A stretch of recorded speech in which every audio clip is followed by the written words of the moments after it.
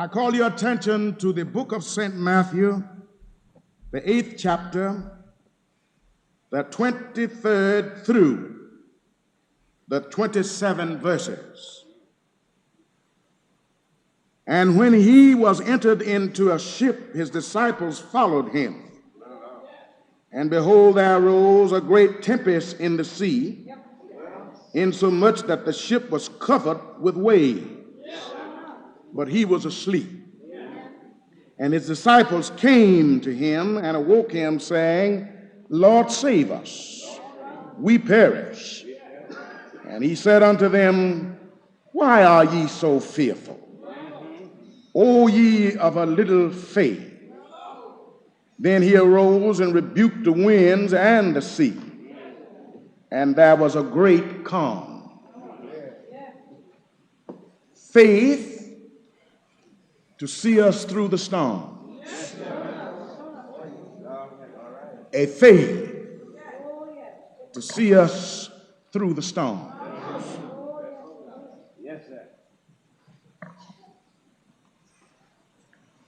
I have been very cognizant and very alert to the universal fear that is abroad in our world today. I have been reading stories in Times magazine, in many other of the national magazines, that deal with the danger of the fallout. A great many people are very anxious about building shelters for themselves to shelter them from hydrogen fallout.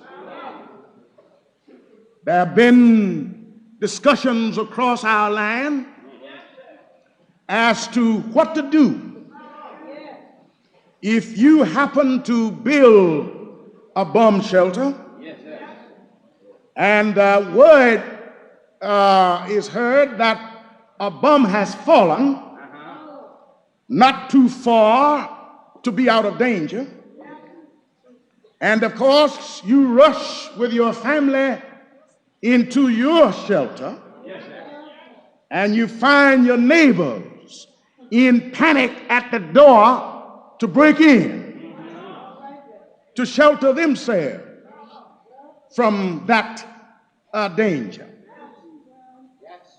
There have been 2 or 3 positions taken. There have been 2 or 3 views expressed.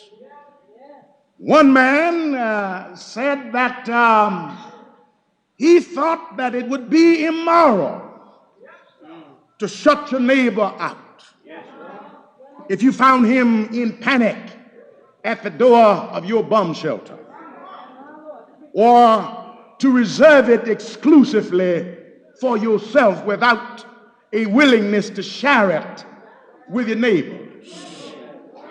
Another man said, well, no, if you went to the expense of building this shelter for the protection of yourself and your family, no one else has the right to invade the privacy of your bomb shelter any more than they have the right to invade the privacy of your home. And if someone attempts to break in upon you and your family and endanger you and your family to the danger of the fallout, you have as much right to shoot him as you would anybody that was trying to break in your house. Now, we're not going to try to settle this controversy tonight. We're simply pointing up these views. And feeling have been so strong on this issue until some people are constructing bomb shelters with machine guns and boogie traps already a part of the total setup.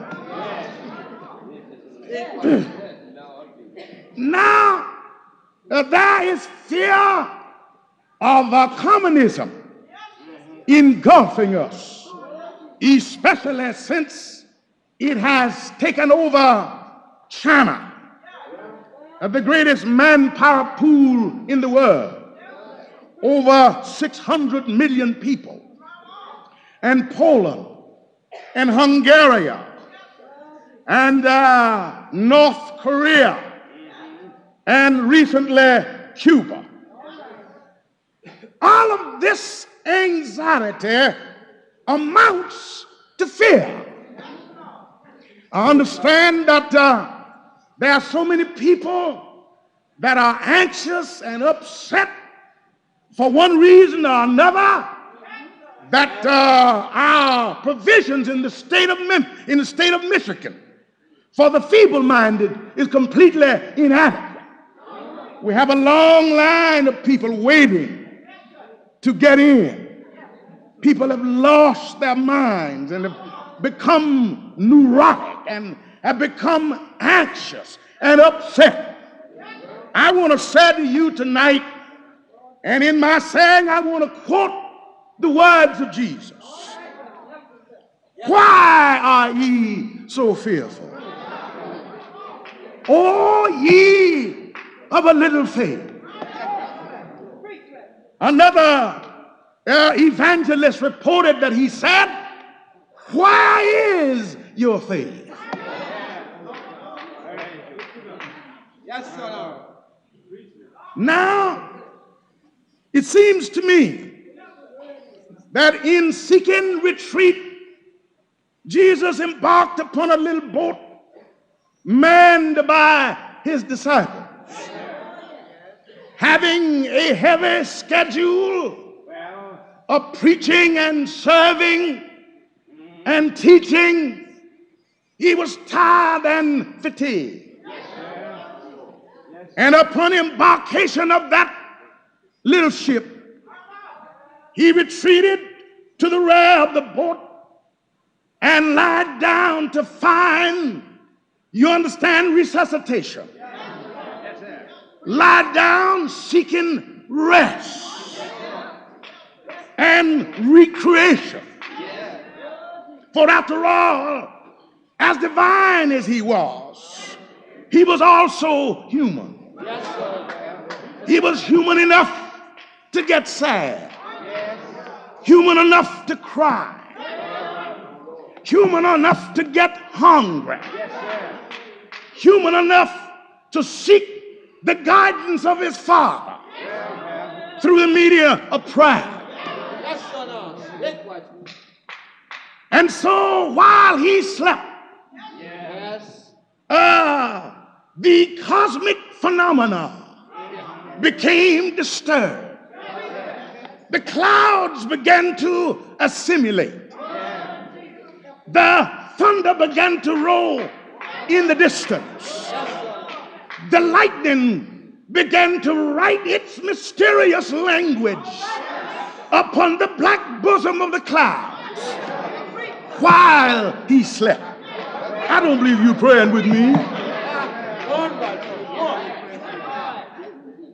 And those men who were familiar with the waters of the Red Sea, those men who were experienced and had been out on many occasions, felt at first adequate to the task and the challenge of piloting the boat that they were on. But the wind became more severe, and the waves became overwhelming. And they ere long discovered their inadequacy to cope with the storm in which they found themselves. And it seems to me that men rarely feel the need of Jesus, rarely feel the need of God until they find themselves face to face with the inevitable and face to face with a challenge that they cannot handle. But I think we ought to seek divine aid sometime before the storms rise. I believe we ought to get up some mornings when there are no pains in the body, when you can pay your rent, and when you can take care of your bills, when there's not a single trouble to roll across your peaceful breast. You ought to say, Lord, I'm not asking for anything special. Just thank you for what you have been doing. I believe you ought to do that sometime. You ought not to wait until the storms rise. You ought not to wait until you find yourself faced with a challenge that you feel is too much for you before you seek divine aid. Nevertheless, one of them went back and shook Jesus and said to him, Master, Master, carest thou not if we perish? Master, the winds are blowing in hurricane proportions. Master, the waves are leaping in. Master, we find ourselves incapable of piloting successfully this vessel. Master, the thing has gotten out of hand. Don't you care if we perish? Danger is imminent. Danger is all around us. Master, don't you care? This isn't a peculiar experience for me, for in my life and in my experiences, I have become face to face with problems that seem too much for me. And I have wondered, did he care? I have wondered, in the face of these problems, would he come to my rescue? I have reached out for him in faith and in prayer, and sometime I felt that I couldn't reach him. I recognize the anguish in their cry. I recognize the frustration in their cry. I recognize the feeling of helplessness in their cry when they said, Master, don't you care if we perish?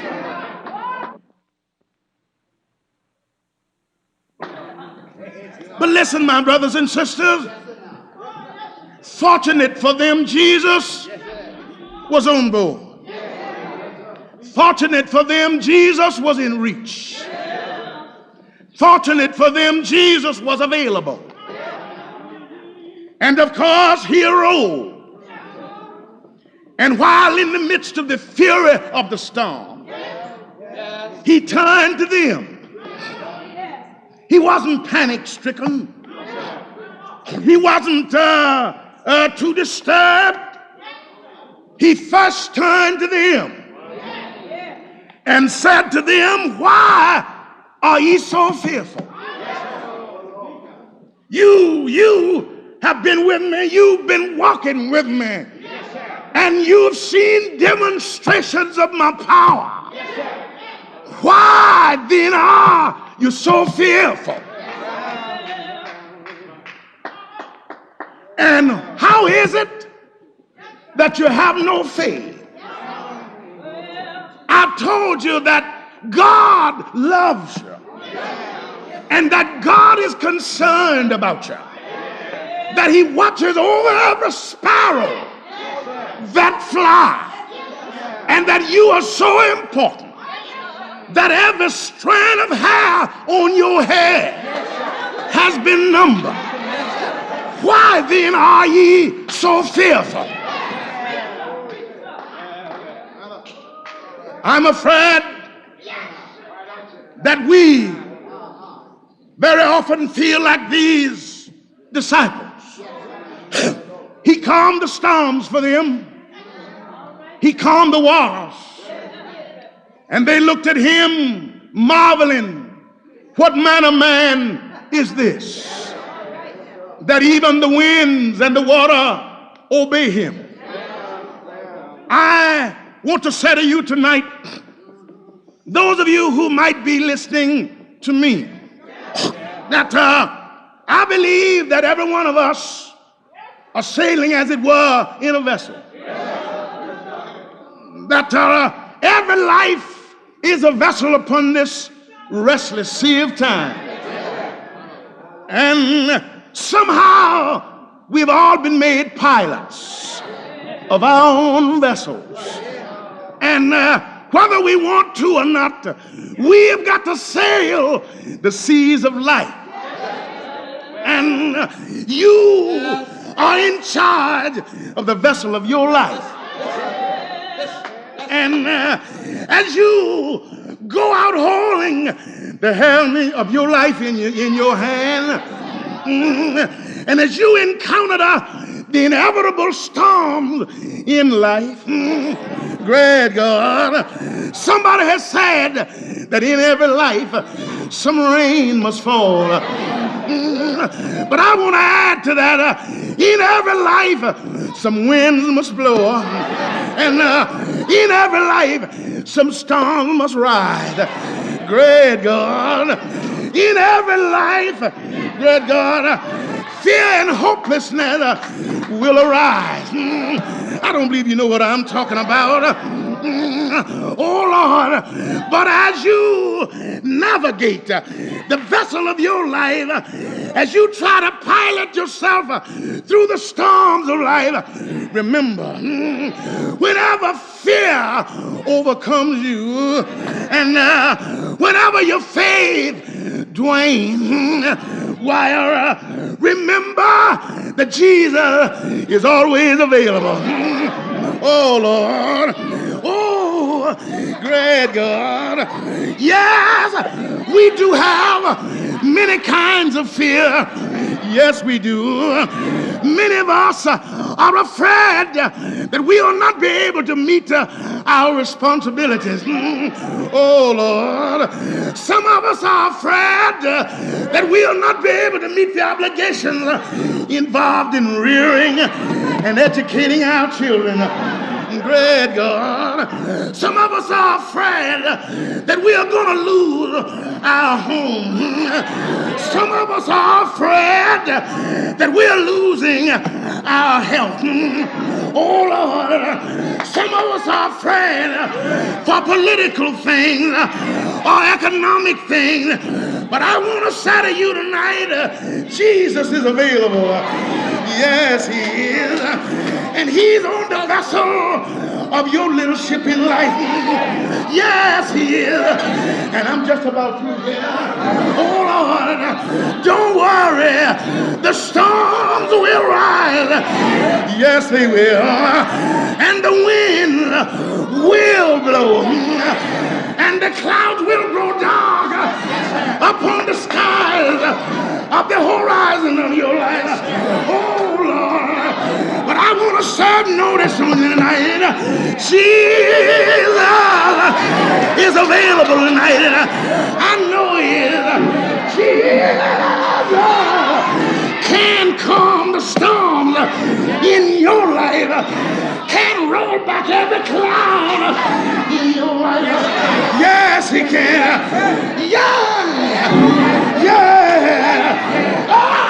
Call him. Just call him and he will answer.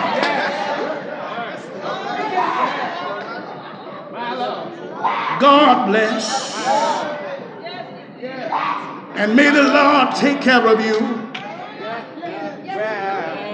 He will see you through your storms.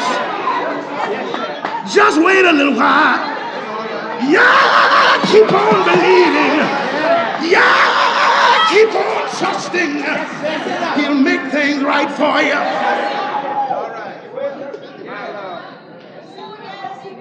He will. I know he will.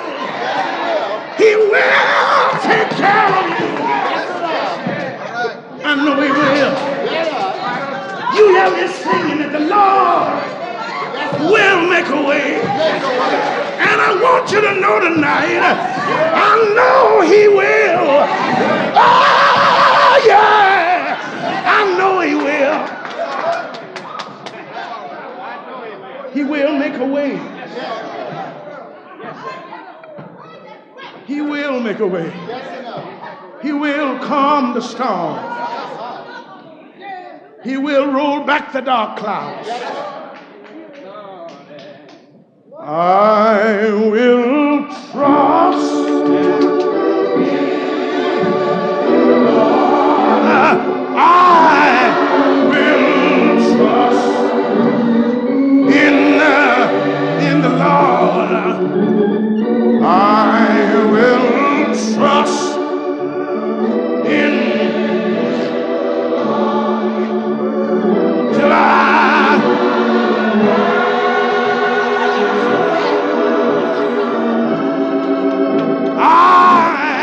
will trust in the Lord. I will trust in the Lord, and I will trust in the Lord until you know, some people don't know how to trust in God. They have not had situations to arise in their lives to teach them how to rely upon God. But I've been through the storms, and I've been through the beating rains, and I've been up on the high mountains, and I've gone down through the valleys. You taught me to trust in God. I will trust in the Lord, and I will trust in the Lord. I will trust in the Lord until I die. I will. The door is open. The doors of the church are open. I will trust in the Lord.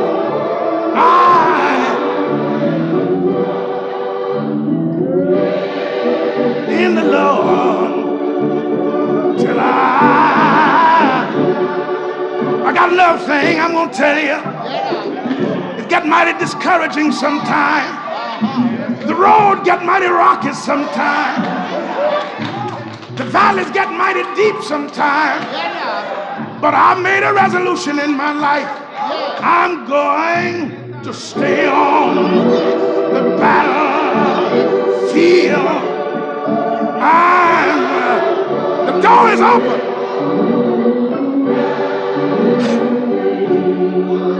I'm gonna stay on the battlefield until I die.